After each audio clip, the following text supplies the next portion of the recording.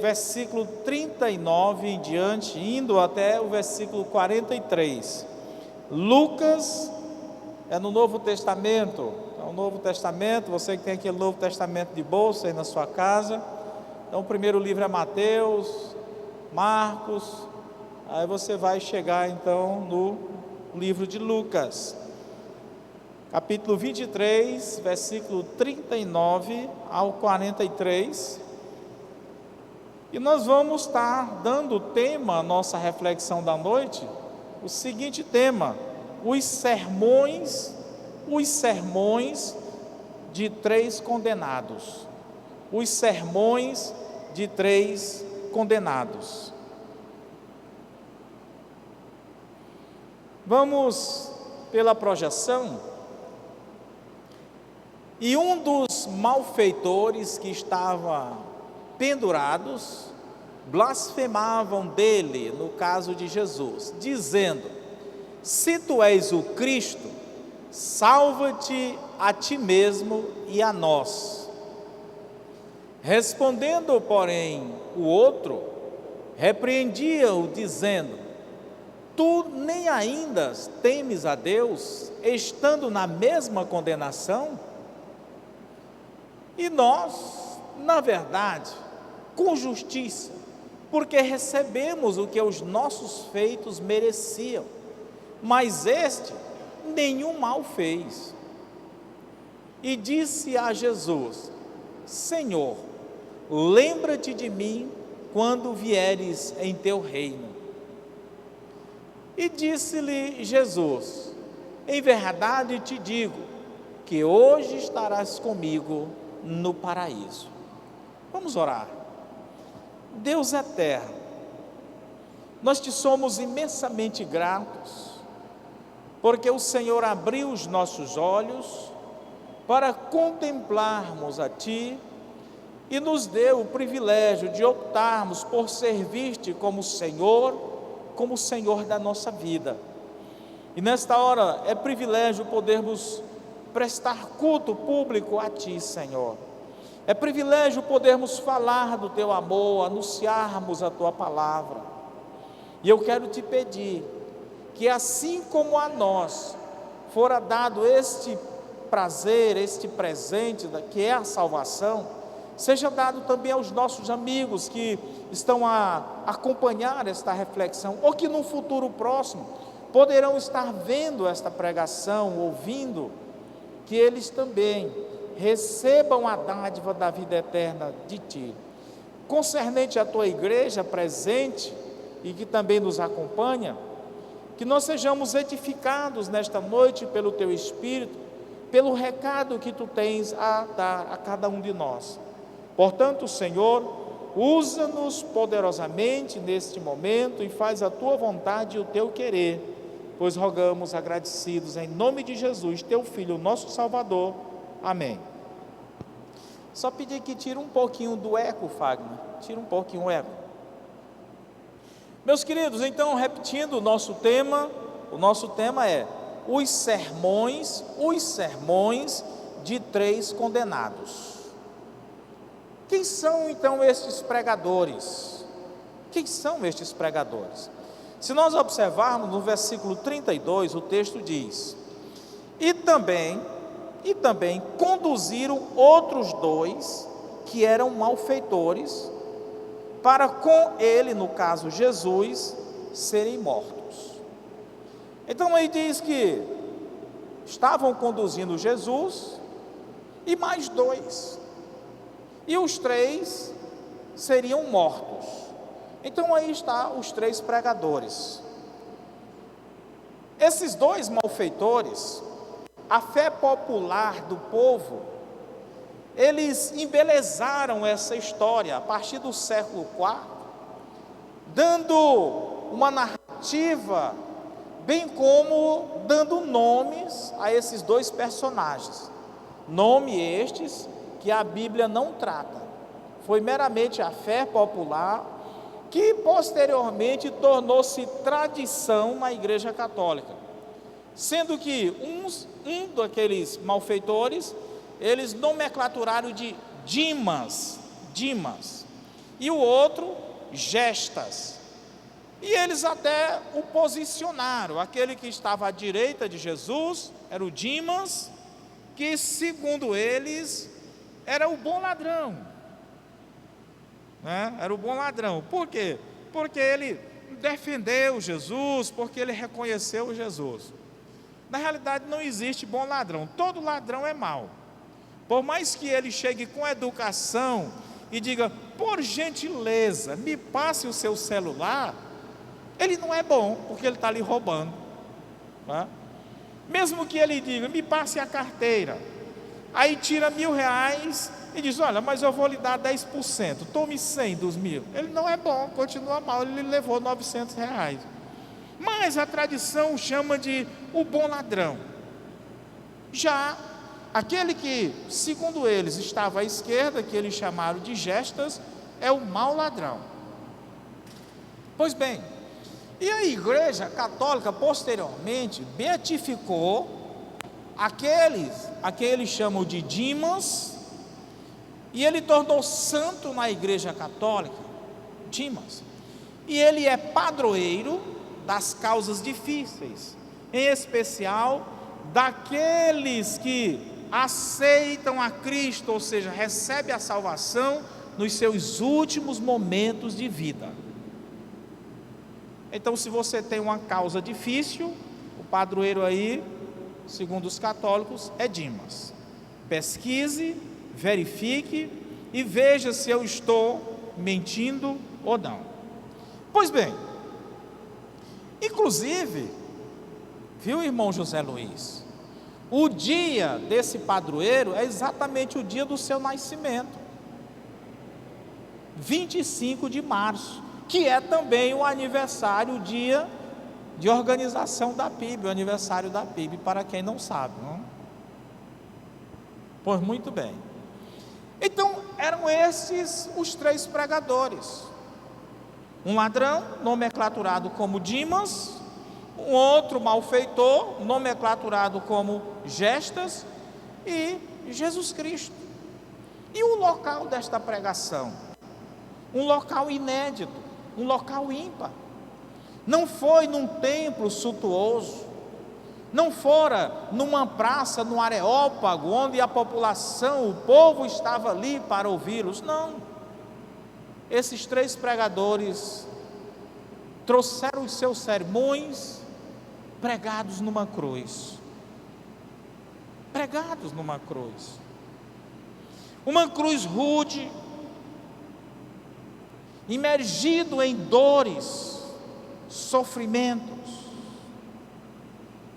E o seu púlpito, e o seu auditório. Ali estava, conforme o versículo 35, o povo. Os curiosos estavam olhando. Segundo ainda o versículo 35, na parte B, diz que os príncipes, ou seja, os líderes dos religiosos, saduceus, fariseus e tudo mais, eles estavam ali zombando de Jesus. Você pode verificar na parte B do versículo. Mas ali também, naquele auditório, em céu aberto, estavam os soldados, que conforme o versículo 36, eles escarneciam de Jesus. Mas ainda para completar aquele auditório, aquele público, estava, segundo o versículo de número 27, e também o versículo 49, diz que estavam todos os conhecidos de Jesus, bem como as mulheres que o acompanharam no seu ministério.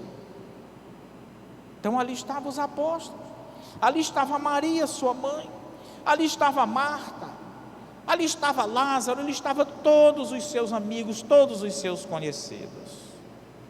Mas eles estavam sofrendo. Ao passo que os outros estavam a zombar, a escarnecer, este grupo final estavam a lamentar a morte de Jesus. Tudo aqui, irmãos, é a nossa introdução. porque o que nós queremos neste sermão é trazer exatamente os sermões desses três condenados. E o primeiro que eu quero começar é aquele ladrão que, segundo a tradição, não a Bíblia, mas segundo a tradição, fora crucificado à esquerda de Jesus, a quem eles chamam de Gestas. Qual foi o sermão deste camarada? Versículo 39, por gentileza, João. No versículo 39 diz: e um dos malfeitores que estavam pendurados blasfemava, no caso de Jesus, dizendo: se tu és o Cristo, salva-te a ti mesmo e a nós. Foi o sermão dele. Agora, geralmente quando o pregador ele vai preparar um sermão, ele tem uma iluminação, não é uma inspiração, ele tem uma iluminação. O Espírito diz para ele qual é a necessidade do público-alvo, e ele vai preparar o seu sermão em cima daquilo que ele vê uma necessidade do seu público. Então, o que motivou, o que iluminou esse malfeitor a trazer este sermão?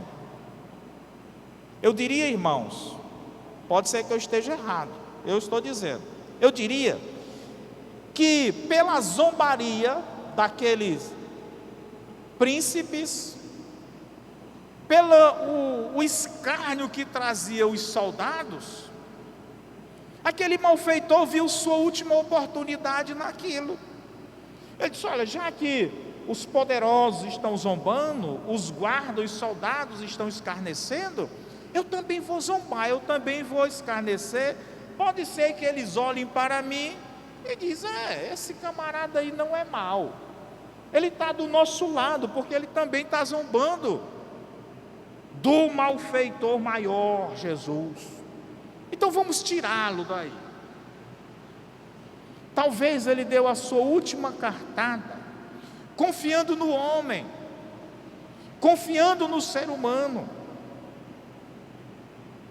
E muitas pessoas, elas trocam a sua confiança em direcionar a Jesus para direcionar aos homens. João capítulo 12, versículo 42, diz que muitas autoridades na época de Jesus, eles até criam que de fato Jesus era o Salvador, mas com medo, de serem rechaçados, com medo dos homens, eles mantiveram a sua crença inoperantes. Então muitas pessoas acham assim: não, eu até gostaria de servir a Cristo, ser uma pessoa espiritual elevada, mas os meus amigos não gostam disso. Os meus colegas de trabalho, de escola, a minha vizinhança, não são chegados a essas questões religiosas. Então, na minha faculdade, o povo critica, então eu não vou ser crente, não vou servir a Jesus. Esse malfeitor pensou talvez desta forma: eu vou pelo mesmo caminho que está indo os príncipes, eu vou pelo mesmo caminho que está indo os soldados, a população, a massa em geral. Há caminhos que ao homem parece ser bom, mas no final são caminhos de morte, disse o sábio Salomão. E aqui, na última oportunidade que tiver esse malfeitor, ele fez a jogada errada, se deu mal. Não fora concretizado, ao meu ver, o pensamento primário dele. Ele foi morto e perdeu o mais precioso da vida, a salvação eterna. Meus queridos, o sermão dele era um sermão de um ateu. Veja o que ele diz: se tu és o Cristo, Na realidade, ele não está perguntando, ele não está fazendo uma interrogação, ele não está afirmando. Aqui é um subjuntivo, uma possibilidade. É uma palavra de um ateu. Note também que ele diz, na sequência: se tu és o Cristo, salva a ti mesmo e a nós. Apelou na sua zombaria para o ser humano e apela agora de uma forma sarcástica a Jesus. Não funciona desta forma.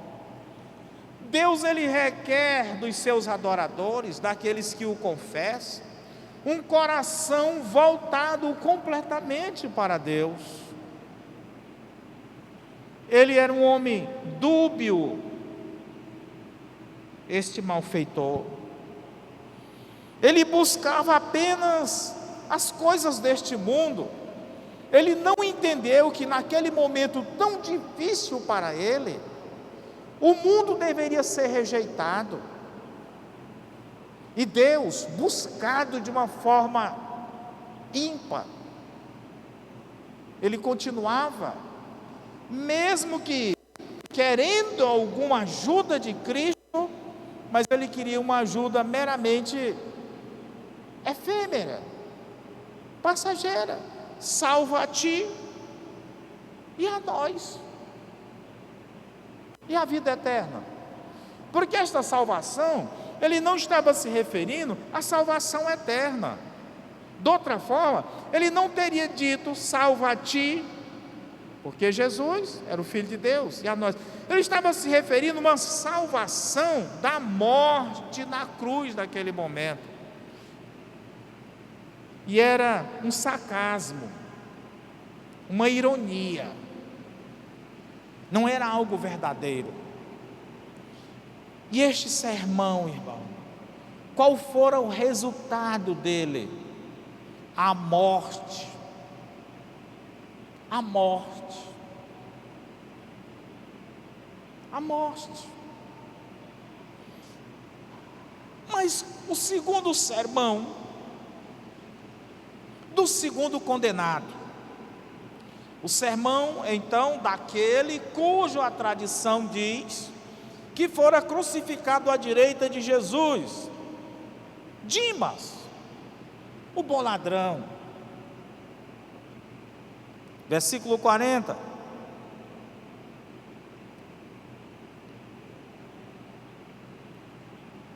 O versículo 40 diz: e respondendo, porém, o outro malfeitor repreendia,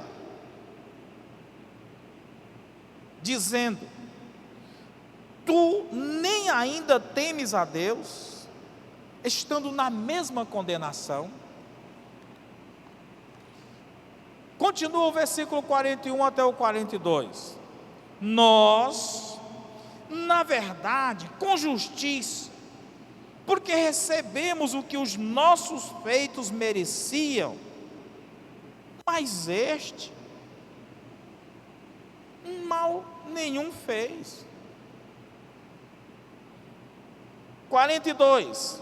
E disse a Jesus, ele se refere primeiro àquele malfeitor, impertinente, repreendendo, e depois ele se direciona a Jesus, rogando a Jesus com sinceridade de coração: Senhor, lembra-te de mim quando entrares no teu reino. Esse ladrão, certamente, os dois malfeitores, eles eram maus, e ele mesmo confessa: nós estamos aqui recebendo o que de fato os nossos feitos merecem. Mas uma coisa ele era, esse aqui, ele era inteligente. Porque naquele momento ele compreendeu toda a sua vida pregressa e foi visionário na sua vida futura. Realmente nós temos feito muita coisa errada, mas Senhor, a partir de agora eu quero fazer o correto. Eu quero morar contigo no teu reino. Eu quero ser uma pessoa diferente. Esse malfeitor sabia aproveitar as oportunidades. Meus queridos, após repreender o condenado impertinente, com questionamento, tu nem ainda temes a Deus, estando na mesma condenação? Tu é incoerente, tu é inconsequente, sabendo que tu estás à beira da morte, nem assim tu temes a Deus. E é engraçado, tem pessoas que estão pregando o evangelho para ela está com uma doença terminal, e você está dizendo, olha, aceite Cristo, tal, mas ele continua duro, coração de pedra, sabendo que a morte vai levá-lo, mas ele não reconhece Jesus.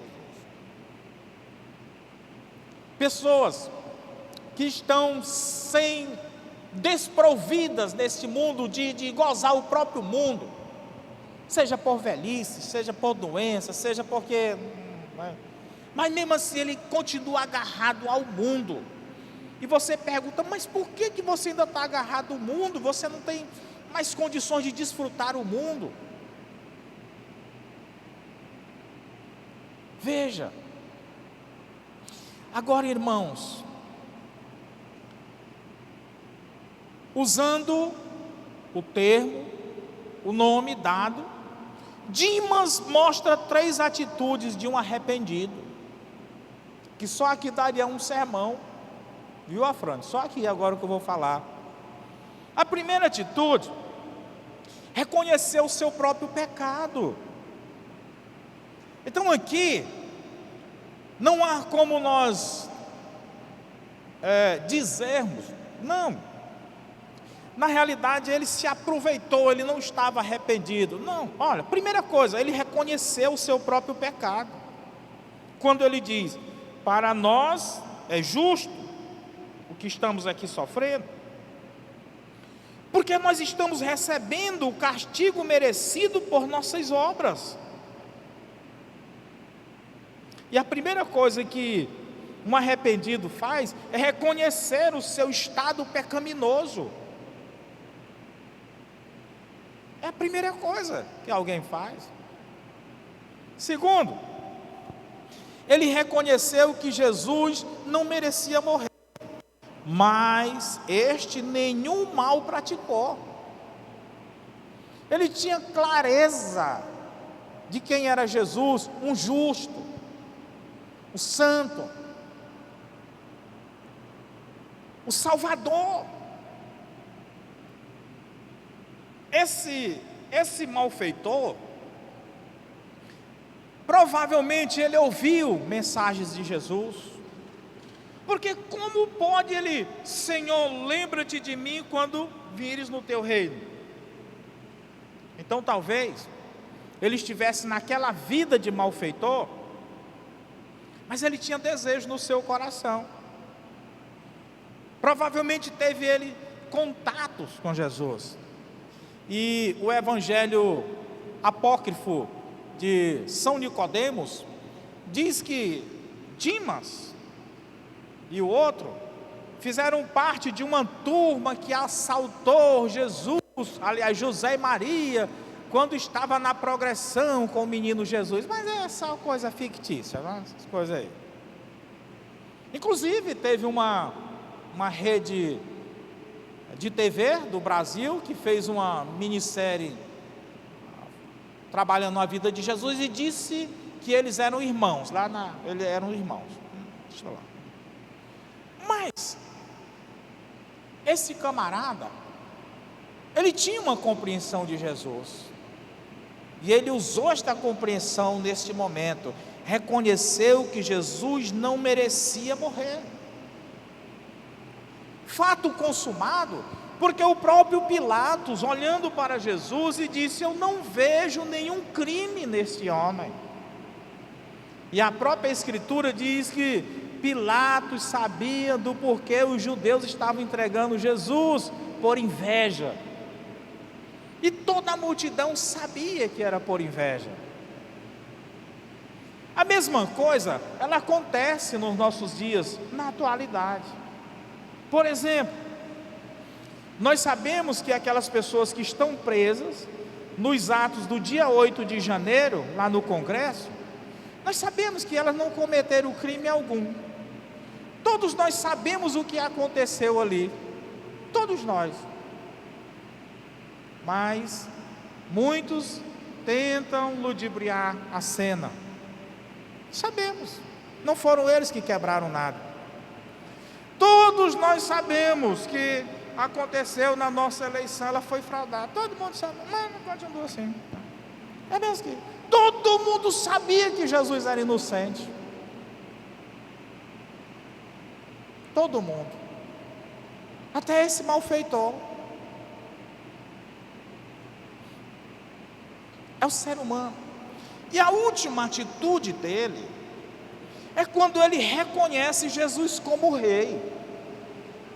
Lembra-te de mim quando vieres com o teu reino. Opa! Então ele sabia. Olha o conhecimento teológico desse homem, irmãos. Ele tinha certeza que Jesus seria morto ali, que ele seria morto ali, que o seu companheiro de crime seria morto ali, mas que um dia Jesus haveria de vir com o seu reino. Está entendendo aí o grau de conhecimento teológico que ele tinha?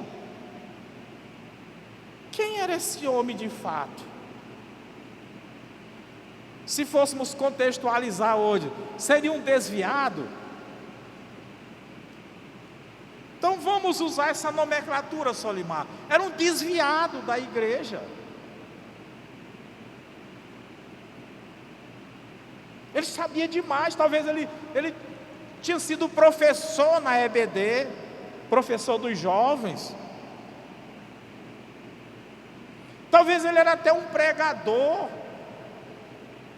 Só estou contextualizando, não vai dizer que lá tinha EBD não, minha gente, pelo amor de Deus, né? Não vai sair daqui dizendo essa coisa não, só estou contextualizando, como se fosse nos dias atuais. Não, você vai dizer, o pastor disse que na época de Jesus tinha EBD. Não vai fazer essa loucura não. Bom, mas ele tinha um grande conhecimento para dizer essa expressão: lembra-te de mim quando vieres no teu reino. Isso aqui, irmãos, são atitudes de um verdadeiro arrependido. Note que ele não ficou pedindo clemência para este mundo, mas para o mundo vindouro, a eternidade, a salvação eterna. E o arrependido, ele deseja isso, a eternidade, e não este mundo passageiro, este mundo efêmero. Mas, queridos, o tempo se passa, e o sermão dele acabou.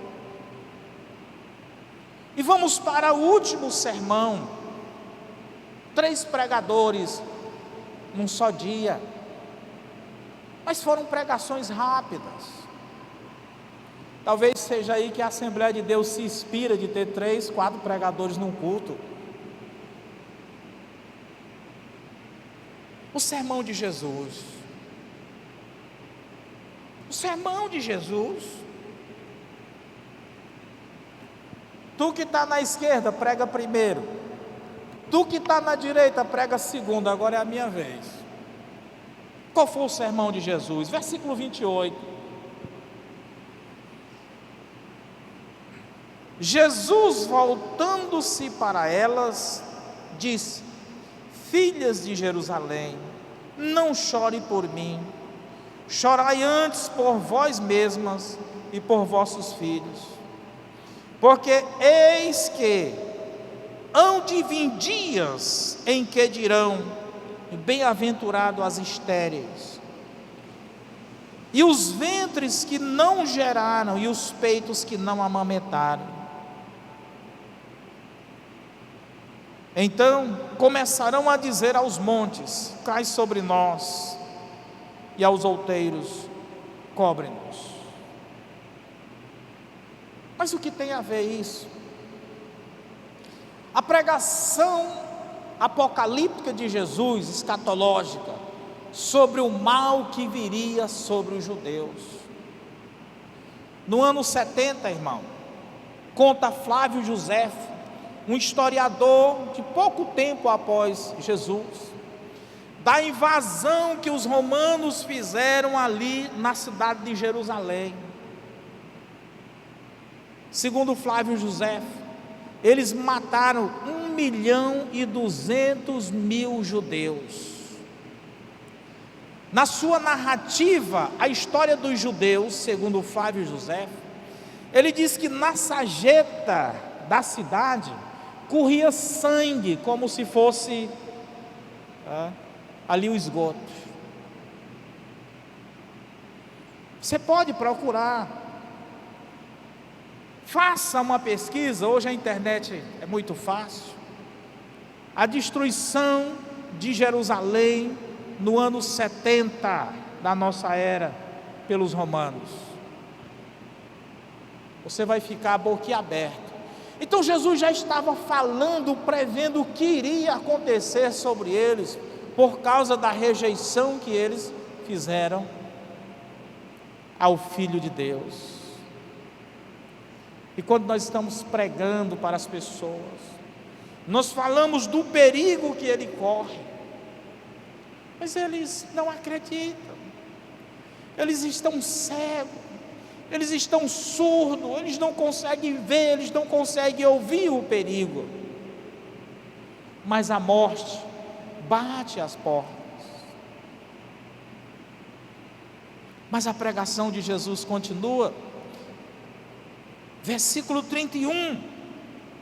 Porque se ao madeiro verde fazem isto, o que se fará do madeiro seco? Uma mensagem para a igreja. Ora, se eles estão fazendo isto com o Salvador, com o Mestre de vocês, imagine com vocês. Nós, irmãos, não estamos isentos de sofrimento, de perseguições, de possível até a morte, por causa do Evangelho. Muitos crentes perguntam: não, eu sou servo de Deus, eu sou filho de Deus, então eu não posso passar por dificuldade, eu jamais serei assaltado, Ora, se com o Mestre, com o Senhor, com o próprio Deus fizeram isso, por que não farão conosco? É a mensagem de Jesus, é um alerta para nós. Continuando no versículo 34, e dizia Jesus: Pai, perdoa-lhes, porque não sabe o que faz. Jesus estava falando isso, não só dos guardas, que ali pegaram suas roupas e estavam lançando sorte, mas Jesus estava falando também daqueles príncipes, de todo aquele povo que fora pago, que fora induzido para dizer: crucificai-o, crucificai-o. A mensagem de Jesus é esta: perdoa. É a mensagem para a igreja, é a mensagem para mim, é a mensagem para nós: perdoa. Perdão. Continuando a mensagem de Jesus, foi uma mensagem mais longa. No versículo 46, E clamando Jesus com grande voz, disse: Pai, nas tuas mãos entrego o meu espírito. E havendo dito isso, expirou. Pregador que morre ao terminar a sua mensagem. Primeiro ponto, segundo ponto, terceiro ponto, conclusão e amém. Queridos, quando ele diz isso, em tuas mãos entrego o meu espírito, havendo dito isso, expirou, ele completou a obra dele. Qual a lição para nós? Também devemos completar a nossa missão. Eu tenho dito para alguns líderes aqui na igreja, tenho dito isso para minha esposa, disse isso para o pastor Edmar. Se você quer que o seu ministério cresça, se você quer que aquela organização que você lidere cresça, saiba que alguém tem que ser crucificado para ela crescer. E quem é que deve ser crucificado? É você. O sumo sacerdote Caifás e Ana, quando eles estavam confabulando a traição, eles disseram: é necessário que um morra pelo povo. É necessário que um morra pelo povo. Procura bem aí, Caifás e Anás. Vê se tu encontra esse versículo. É no livro de João. É necessário que um morra pelo povo. Então você que é líder de célula e quer apenas mandar, chegar, já encontrar tudo arrumadinho, cheirosinho e tal, se você pensa assim, sua célula nunca vai crescer. Se você é líder de qualquer ministério e não quer ser crucificado, sua célula nunca vai crescer. Se você pensa que pastor é chegar na hora do culto, cheiroso, bem vestido, e simplesmente subir ao púlpito e pregar, você está enganado. Eu queria que você me acompanhasse em 24 horas da minha vida, e aí você diria: eu mesmo não quero ser pastor. Se eu narrasse só o que aconteceu nesse meu dia aqui, nesse dia de hoje, cheguei em casa, só fiz almoçar, demorei um pouquinho, voltei para uma reunião aqui com o pessoal da Junta de Missões Mundiais, fiquei até 4 e alguma coisa, voltei para casa, só fiz pegar um HD do Douglas para passar uns dados para ele, fui ao banheiro rapidamente, só passando por baixo do chuveiro, me vesti e já vem para cá. É assim. Mas você pensa que pastor, não, ele vai deitar, dormir e tal. Eu lhe convido, passe um dia comigo no meu corre-corre para você ver. Passe comigo. Quem quiser, eu pago o seu almoço, pago o seu lanche. Não quero que você faça nada não, só quero que você me acompanhe. Vamos para você ver. Então, se você quer que algo cresça, você tem que ser crucificado. Jesus sabia que para que o evangelho crescesse, ele teria que ser crucificado. Ora, o sumo sacerdote Caifás era quem tinha o conselho aos judeus, que convinha que um homem morresse pelo povo. Tem uma tradução de se um homem fosse crucificado pelo povo. Então, meu querido, algumas pessoas têm uma visão diferente. Jesus sabia disso. Então ele entregou ali o seu espírito ao Pai, sabendo que a obra para a qual ele viera realizar fora consumada.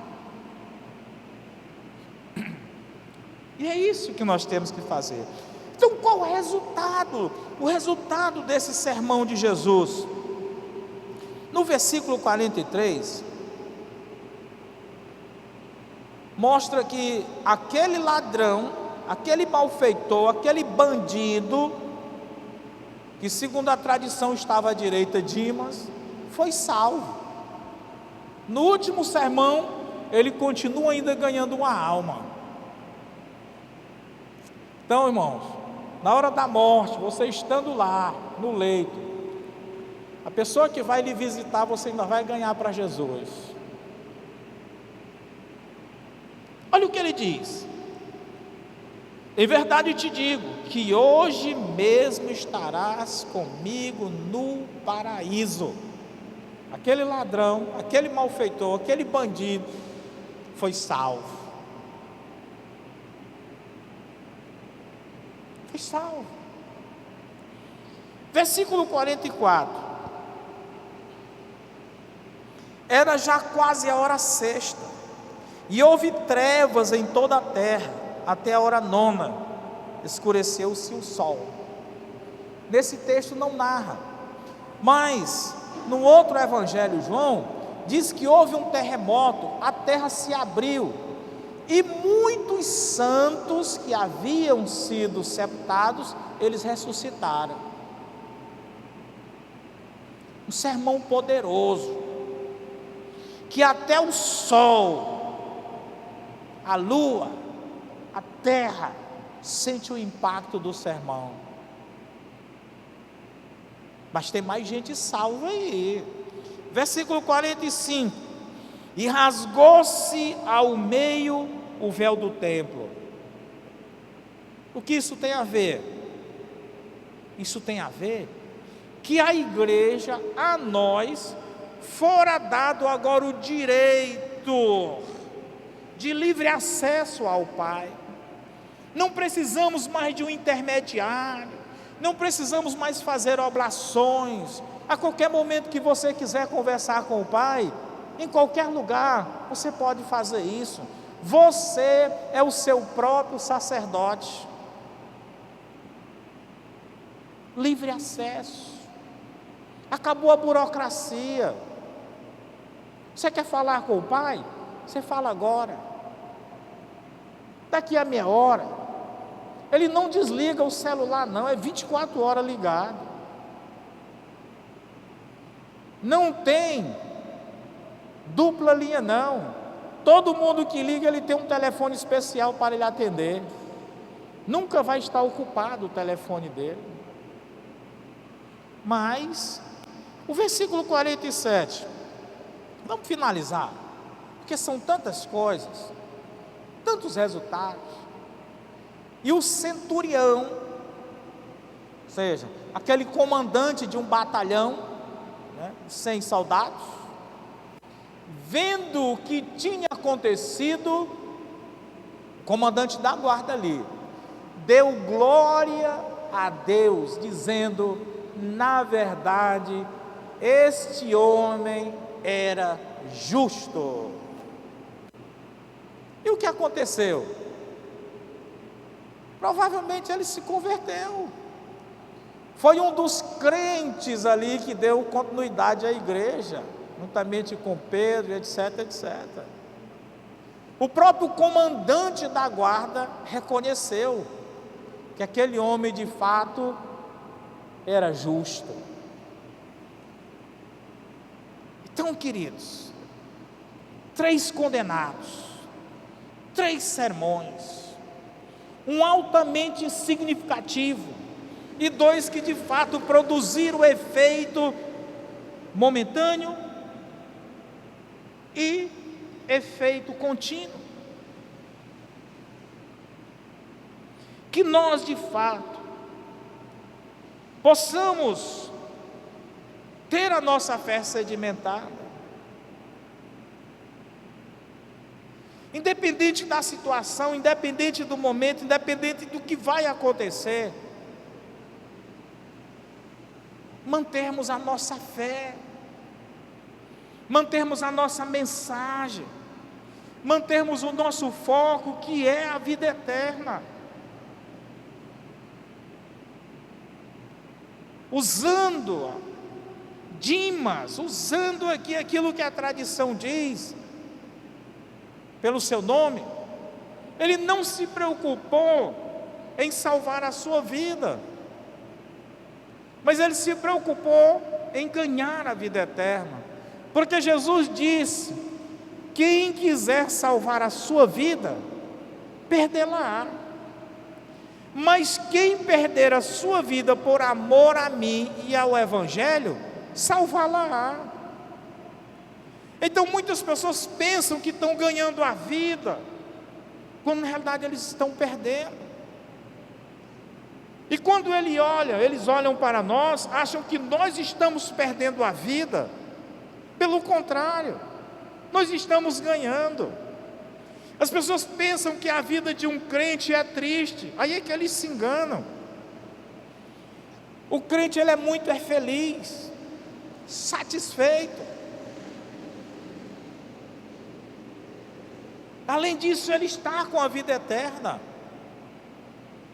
Então, meu querido, você que nos acompanha pelas redes sociais, você que está aqui, não perca a sua vida tentando ganhá-la, mas ganhe a sua vida perdendo-a para Cristo. Receba Jesus na tua vida como Salvador. Reconhece que só Ele pode te dar a vitória, que este mundo é ilusão. Aquele ladrão impertinente, ele achou que no mundo teria solução para a sua vida. Ele viu que estava completamente enganado. Não herdou a vida eterna, não recebeu a salvação de Jesus. Que Deus te abençoe.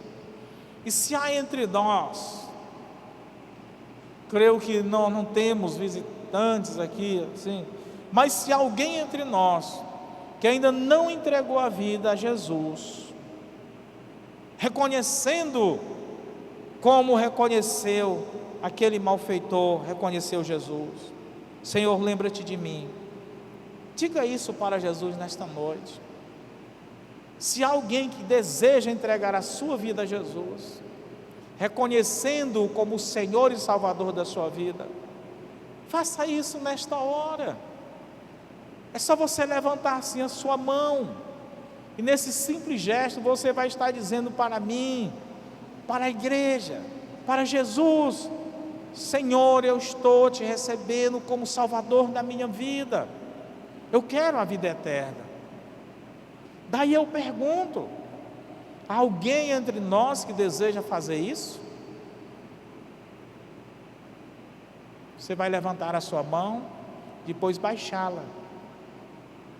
Nesse gesto você vai estar dizendo: eu estou reconhecendo Jesus como Salvador da minha vida. Pergunto pela última vez: há alguém entre nós?